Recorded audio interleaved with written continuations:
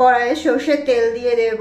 এই রেসিপিটা যেটা বানাচ্ছি সেটা হচ্ছে আলু টমেটো ফ্রাই। রাতে রুটির জন্য এটা খুবই দুর্দান্ত একটা রেসিপি, যেটা সবাই খুব পছন্দ করে, আর বাচ্চারা তো খেতে খুবই ভালোবাসে।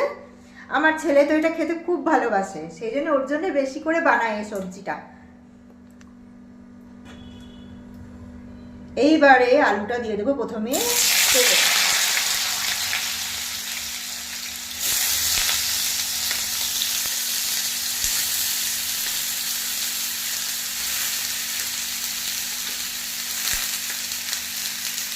তারপরে একসাথে দিয়ে দেবো টমেটো কেটে রেখেছি আর কাঁচা লঙ্কা, সেটাও দিয়ে দেবো।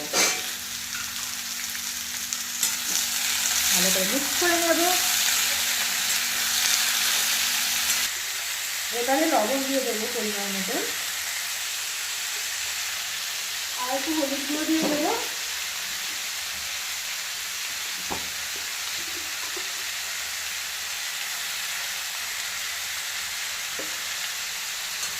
ভালো করে মিক্স করে নেব।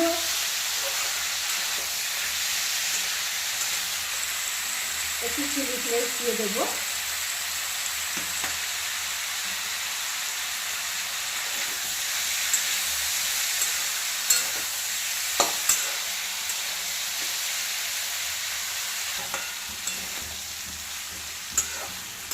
এটা এরকম ভাজা ভাজাই হবে।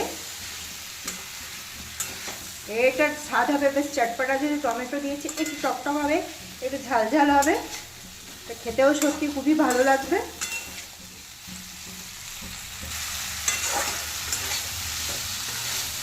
এটা ভেজে যেতে হবে।